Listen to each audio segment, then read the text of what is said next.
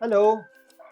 The very heart of this subject is about us investing, primarily in a security.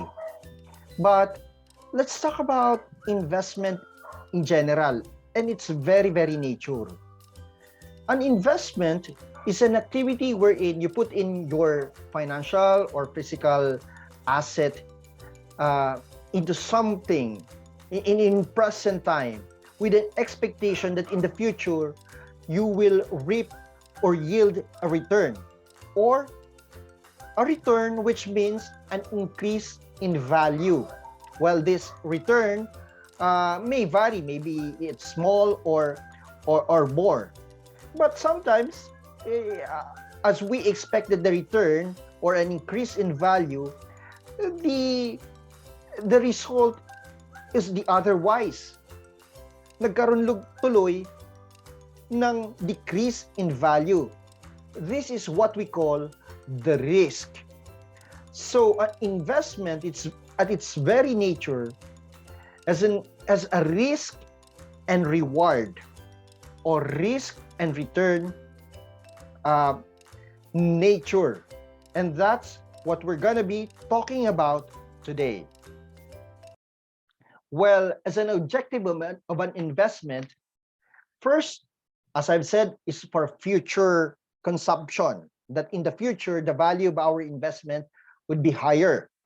Next, to minimize risk and maximize return. Thirdly, safety and liquidity. And last is growth of current wealth. Now, let's talk about minimizing risk and maximizing return. Ano ba talaga ibig sabihin ng first, return? Return or profit or yield, or this is what we take from taking the risk. A return is a principal reward well, as I've said, in return of investing. There are two kinds of return. First is the realized return and the expected return. Realized return is historical return or factual, nangyari na. These are datas, while expected return are future return, may or may not occur. Now, these two are significant for us to evaluate or foresee or predict the expected return. We could look at the realized return. But as we expect, as we foresee the expected return, hindi lang yon. Titignan din natin yung expected risk or yung kasamang risk. Ano ba tong risk naman? Risk is the possibility that the expected return may not be realized. Worst,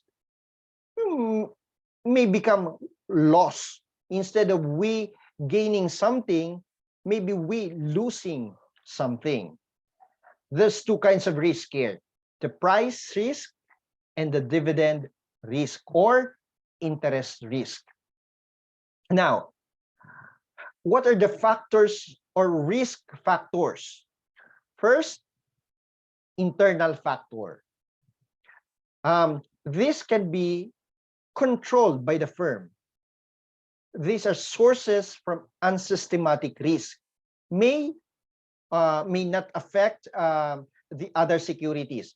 Well, if I say internal factors, this is within the firm or inside the firm, whereas external factor, these are outside the firm or cannot be controlled by the firm itself. The sources of the external factors are systematic risk and may affect all securities.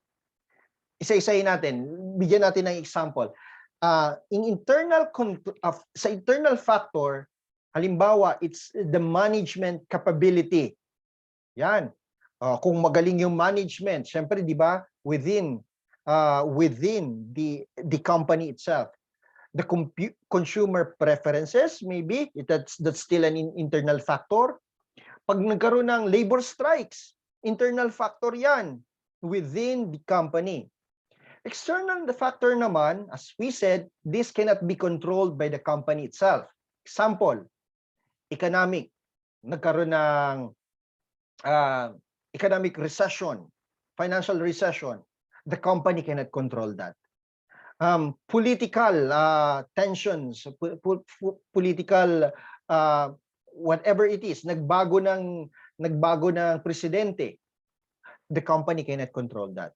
Psychological changes, sociological changes, health crisis like pandemic, the company cannot control that, but still all the companies are affected.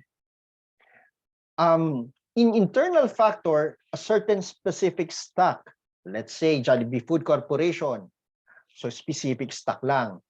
Sa external factors naman, the stock market itself, mapapansin natin sa stock market index, babagsak buong PSE exchange, lalo na nakita nyo yung pandemic, all of these stocks has been dumped. Bakit? We cannot control that. Well, sa internal factor, halimbawa bumaba yung sales ng Jollibee Food Corporation. The other companies or other stock are not affected. The Jollibee Food Corporation itself. That is internal factor. Now, there are risk measures. I will just run through it. Number one is alpha, beta, R squared, standard deviation, and Sharpe ratio. These are all different topics, but I'll just run through it. So that's it for now. Bye-bye. For more ICCT College's video updates, please subscribe and click the notification button.